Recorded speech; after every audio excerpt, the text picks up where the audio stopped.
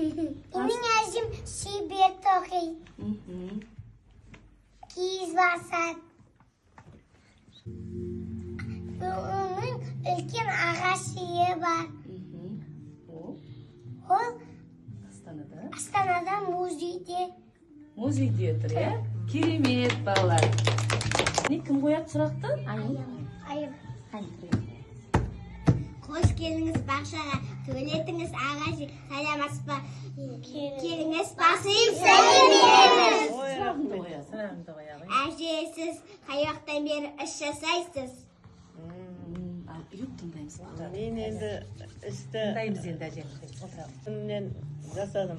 Мен шешеме көмектесіп жүріп, соған үйреніп, содан оқушы күндерімізден істедік біздер.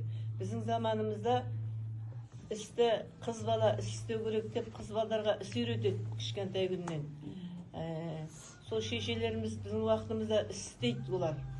Олардың уақытында мына қазақ халқы өзінің малыменен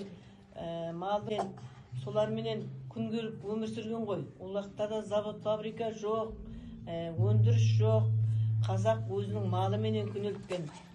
Сол уақытта киіз басады, өрмек тоқиды, жүн сабайды, соның бәріне біздерді көмектестіреді. Біз кішкентайымыздан соларды көріп, көзімізді үйретіп, соларға көмектесіп жүріп, сол осы істің қыр-сырының бәрін үйренген адамдармыз. Менің заманымдағы адамның бәрі солай, тек мен емеспін. Менің заманымдағы адамдардың бәрі, сол уақыттағы оқушы балдардың бәрінің анасы өрмек құрып береді. Өрмек тоқиды олар, бірімен бірі жарысып тоқиды өрмекті. Ол уақытта жіп, бояу, ол уақыттағы заттардың бәрі тапшы аз болды. Сол жоқтан жонып дегендей сондай жаңағы істеп, сол бәрді үйреніп кетті ғой. Әже сіз бала кезіңізде арманыңыз қандай? Арманым мен кішкентай күнімде сабақты жақсы оқып, жақсы оқушы болғым келді. Өскесін ән салып, әнші болғым келді. Біз кішкентай күнімізде бізге жаңағы әкеміз патипон алып берген, құрттай патипон.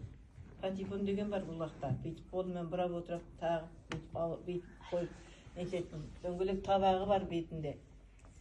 Сол маған патипонды тартып, соған табаға келіп, түрлі артистердің жаңа табағына келеді. Роза Бағланованың әні бар ішінде. Жаңағы Күләш Байсейітованың әні бар.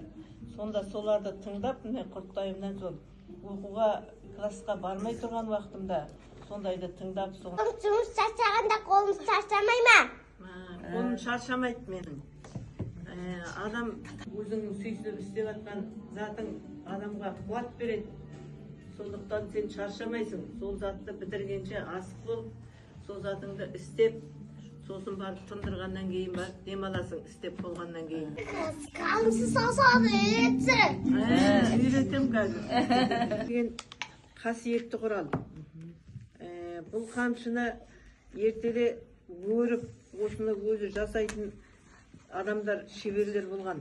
Сол шеберлер әр жасап соны, сол мал нені жаңағы өлтіретіндей қылып, жаңағы дойыр қамшы, ол дойыр қамшы деп аталады. Оны жаңа үлкен батырлар, сондай ер жүрек, ер азаматтар ұстайды оған. Бізге шашақ деуді үйретіңізші.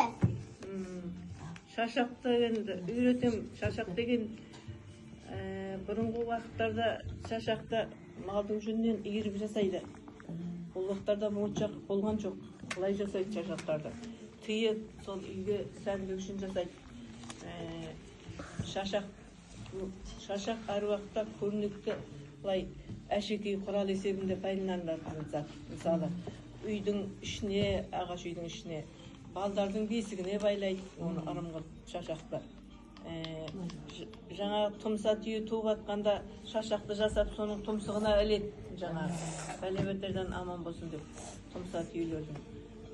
Мына үйдің шаңырағына, орта аспауылардың бәрінде де мыналар тұрған шашақтар, бұлар сәндік үшін жасалып тұрған шашақ. Әже, сіз өрмекті оқығанда өлең айтатын едіңіз, сол менің достарымға айтпесін.